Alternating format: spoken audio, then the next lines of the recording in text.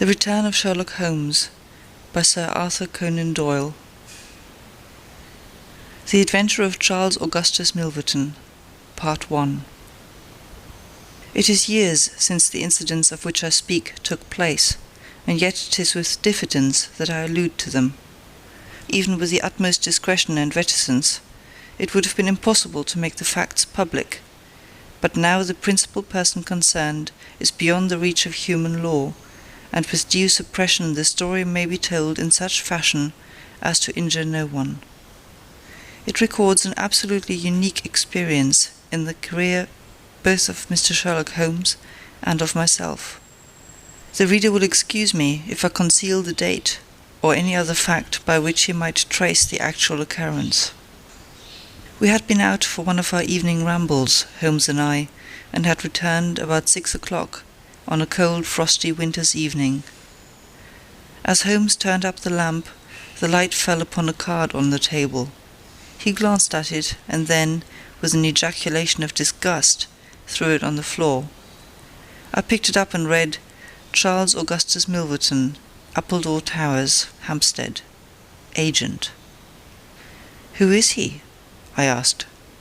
"The worst man in London," Holmes answered, as he sat down and stretched his legs before the fire. "Is anything on the back of the card?" I turned it over. "Will call at 6:30 c.a.m., I read. He's about due. Do you feel a creeping, shrinking sensation, Watson, when you stand before the serpents in the zoo and see the slithery, gliding, venomous creatures, with their deadly eyes and wicked, flattened faces? Well, that's how Milverton impresses me. I've had to do with 50 murderers in my career, but the worst of them never gave me the repulsion which I have for this fellow. And yet I can't get out of doing business with him. Indeed, he is here at my invitation." "But who is he?" "I'll tell you, Watson. He is the king of all the blackmailers. Heaven help the man, and still more the woman, whose secret and reputation come into the power of Milverton. With a smiling face and a heart of marble, he will squeeze and squeeze until he has drained them dry. The fellow's a genius in his way, and would have made his mark in some more savoury trade. His method is as follows. He allows it to be known that he is prepared to pay very high sums for letters which compromise people of wealth and position. He receives these wares not only from treacherous valets or maids, but frequently from genteel ruffians who have gained the confidence and affection of trusting women. He deals with no niggard hand. I happen to know that he paid £700 to a footman for a note 2 lines in length, and that the ruin of a noble family was the result. Everything which is in the market goes to Milverton, and there are hundreds in this great city who turn white at his name. No one knows where his grip may fall, for he is far too rich and far too cunning to work from hand to mouth. He will hold a card back for years in order to play it at the moment when the stake is best worth winning. I have said that he is the worst man in London, and I would ask you, how could one compare the ruffian who in hot blood bludgeons his mate with this man who methodically and at his leisure tortures the soul and wrings the nerves in order to add to his already swollen money-bags?" I had seldom heard my friend speak with such intensity of feeling. "But surely," said I, "the fellow must be within the grasp of the law." "Technically, no doubt, but practically not. What would it profit a woman, for example, to get him a few months' imprisonment if her own ruin must immediately follow? His victims dare not hit back. If ever he blackmailed an innocent person, then indeed we should have him, but he is as cunning as the evil one. No, we must find other ways to fight him." "And why is he here?" "Because an illustrious client has placed her piteous case in my hands.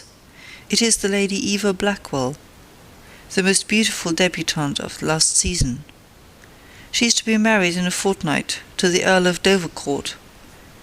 This fiend has several imprudent letters, imprudent, Watson, nothing worse, which were written to an impecunious young squire in the country. They would suffice to break off the match. Milverton will send the letters to the Earl unless a large sum of money is paid him. I have been commissioned to meet him and to make the best terms I can." At that instant there was a clatter and a rattle in the street below. Looking down, I saw a stately carriage and pair, the brilliant lamps gleaming on the glossy haunches of the noble chestnuts. A footman opened the door, and a small stout man in a shaggy astrakhan overcoat descended. A minute later he was in the room. Charles Augustus Milverton was a man of 50, with a large intellectual head, a round, plump, hairless face, a perpetual frozen smile, and 2 keen grey eyes which gleamed brightly from behind broad, gold-rimmed glasses. There was something of Mr. Pickwick's benevolence in his appearance, marred only by the insincerity of the fixed smile and by the hard glitter of those restless and penetrating eyes. His voice was as smooth and suave as his countenance, as he advanced with a plump little hand extended, murmuring his regret for having missed us at his first visit. Holmes disregarded the outstretched hand, and looked at him with a face of granite. Milverton's smile broadened. He shrugged his shoulders, removed his overcoat, folded it with great deliberation over the back of a chair, and then took a seat. "This gentleman?" said he, with a wave in my direction. "Is it discreet? Is it right?" "Dr. Watson is my friend and partner." "Very good, Mr. Holmes. It is only in our client's interests that I protested. The matter is so very delicate. Dr. Watson has already heard of it." "Then we can proceed to business. You say that you are acting for Lady Eva. Has she empowered you to accept my terms?" "What are your terms?" £7,000. "And the alternative?" "My dear sir, it is painful for me to discuss it, but if the money is not paid on the 14th, there certainly will be no marriage on the 18th. His insufferable smile was more complacent than ever. Holmes thought for a little. "You appear to me," he said at last, "to be taking matters too much for granted. I am of course familiar with the contents of these letters. My client will certainly do what I may advise. I shall counsel her to tell her future husband the whole story, and to trust to his generosity." Milverton chuckled.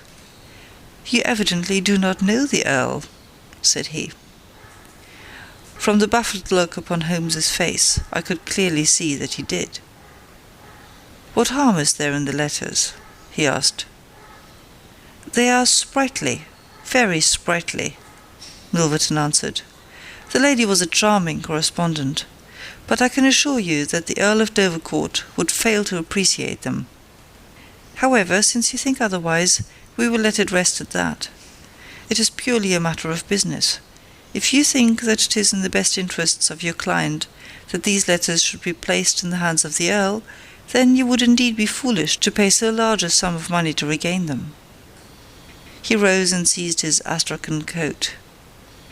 Holmes was grey with anger and mortification. "Wait a little," he said. "You go too fast. We should certainly make every effort to avoid scandal in so delicate a matter." Milverton relapsed into his chair. "I was sure that you would see it in that light," he purred. "At the same time," Holmes continued, "Lady Eva is not a wealthy woman. I assure you that £2,000 would be a drain upon her resources, and that the sum you name is utterly beyond her power. I beg, therefore, that you will moderate your demands, and that you will return the letters at the price I indicate, which is, I assure you, the highest that you can get." Milverton's smile broadened, and his eyes twinkled humorously. "I am aware that what you say is true about the lady's resources," said he. "At the same time, you must admit that the occasion of a lady's marriage is a very suitable time for her friends and relatives to make some little effort upon her behalf. They may hesitate as to an acceptable wedding present. Let me assure them that this little bundle of letters would give more joy than all the candelabra and butter dishes in London." "It is impossible," said Holmes. Dear me, how unfortunate," cried Milverton, taking out a bulky pocket-book. "I cannot help thinking that ladies are ill-advised in not making an effort. Look at this." He held up a little note with the coat of arms upon the envelope.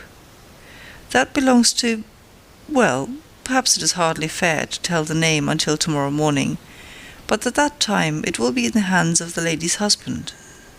And all because she will not find a beggarly sum which she could get by turning her diamonds into paste. It is such a pity. Now, you remember the sudden end of the engagement between the Honourable Miss Miles and Colonel Dorking? Only 2 days before the wedding there was a paragraph in the Morning Post to say that it was all off. And why? It is almost incredible, but the absurd sum of £1,200 would have settled the whole question. Is it not pitiful? And here I find you, a man of sense, boggling about terms, when your client's future and honour are at stake. You surprise me, Mr. Holmes." "What I say is true," Holmes answered. "The money cannot be found. Surely it is better for you to take the substantial sum which I offer, than to ruin this woman's career, which can profit you in no way." "There you make a mistake, Mr. Holmes. An exposure would profit me indirectly, at a considerable extent. I have 8 or 10 similar cases maturing. If it was circulated among them that I had made a severe example of the Lady Eva, I should find all of them much more open to reason. You see my point?" Holmes sprang from his chair. "Get behind him, Watson. Don't let him out. Now, sir, let us see the contents of that notebook." Milverton had glided as quick as a rat to the side of the room and stood with his back against the wall. Mr. Holmes," he said, turning the front of his coat and exhibiting the butt of a large revolver, which projected from the inside pocket. "I have been expecting you to do something original. This has been done so often, and what good has ever come from it? I assure you that I am armed to the teeth, and I am perfectly prepared to use my weapons, knowing that the law will support me. Besides, your supposition that I would bring the letters here in a notebook is entirely mistaken. I would do nothing so foolish. And now, gentlemen, I have 1 or 2 little interviews this evening, and it is a long drive to Hampstead." He stepped forward, took up his coat, laid his hand on his revolver, and turned to the door. I picked up a chair, but Holmes shook his head, and I laid it down again.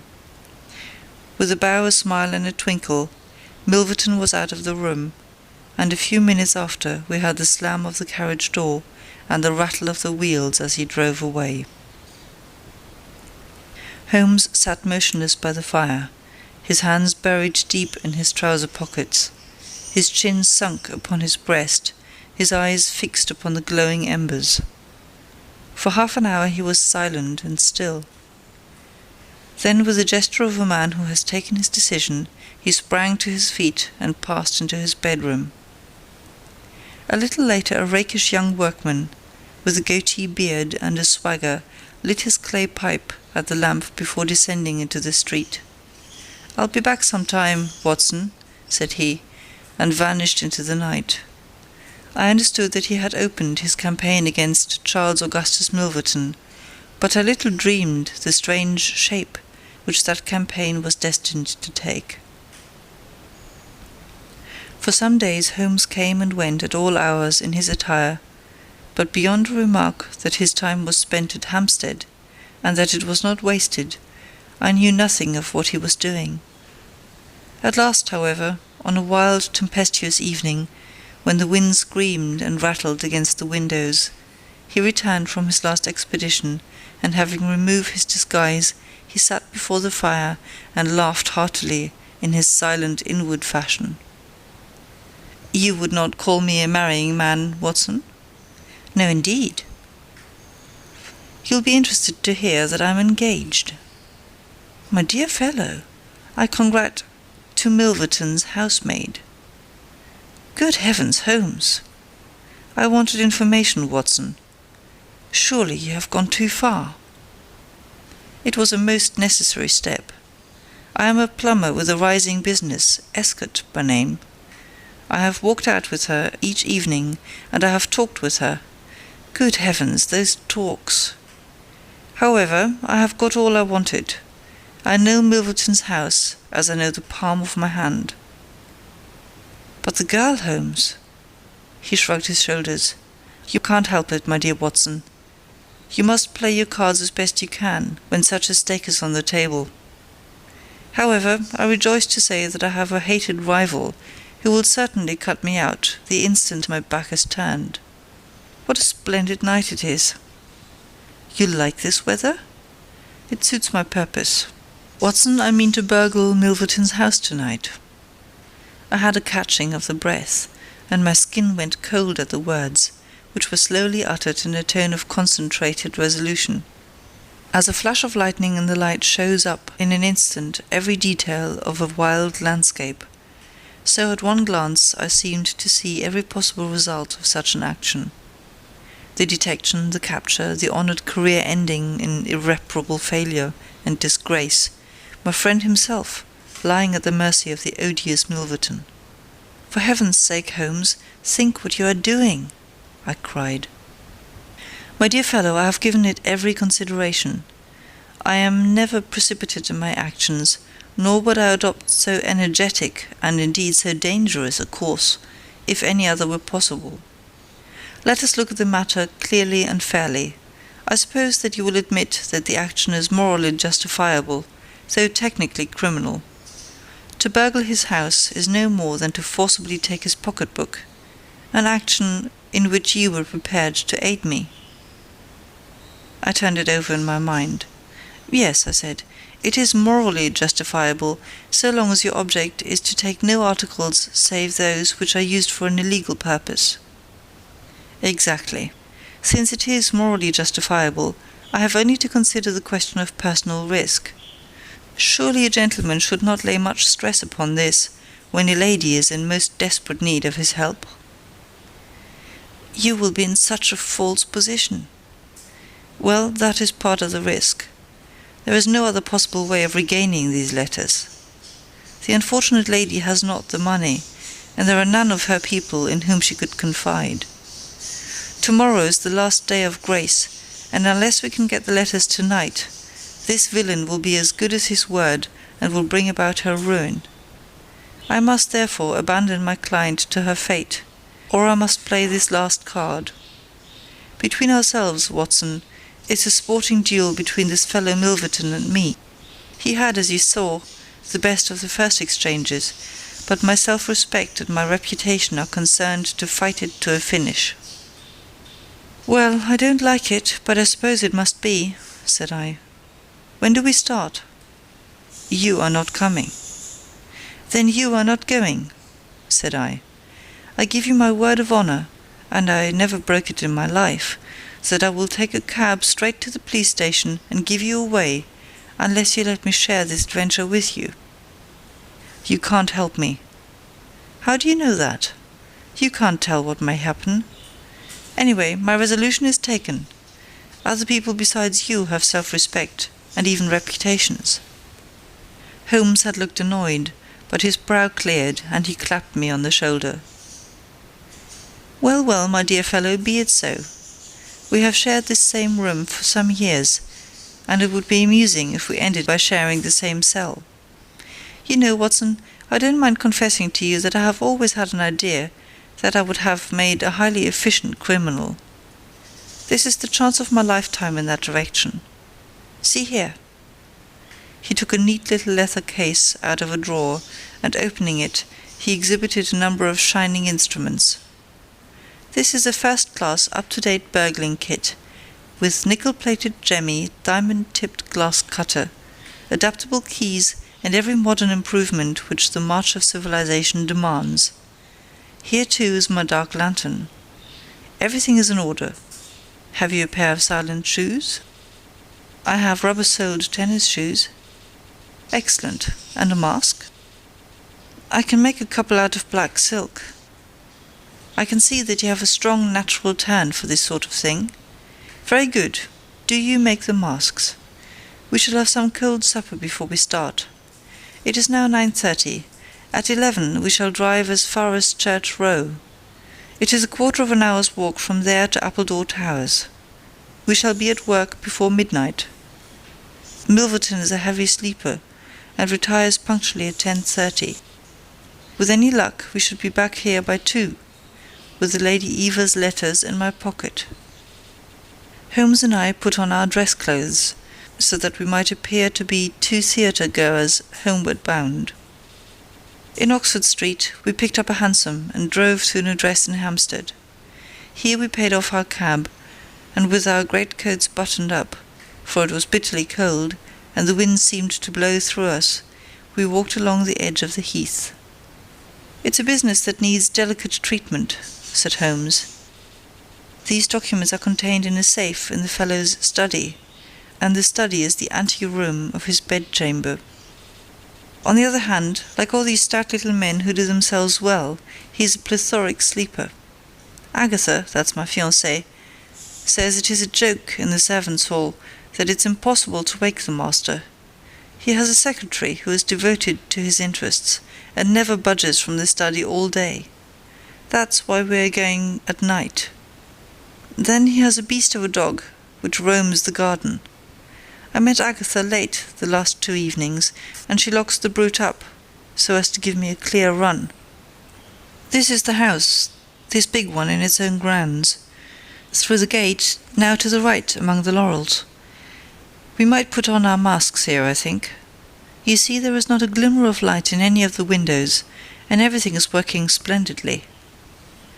With our black silk face coverings, which turned us into 2 of the most truculent figures in London, we stole up to the silent, gloomy house. A sort of tiled veranda extended along one side of it, lined by several windows and 2 doors. "That's his bedroom," Holmes whispered. "This door opens straight into the study. It would suit us best, but it is bolted as well as locked, and we should make too much noise getting in. Come round here. There's a greenhouse which opens into the drawing-room." The place was locked, but Holmes removed a circle of glass and turned the key from the inside. An instant afterwards he had closed the door behind us, and we had become felons in the eyes of the law.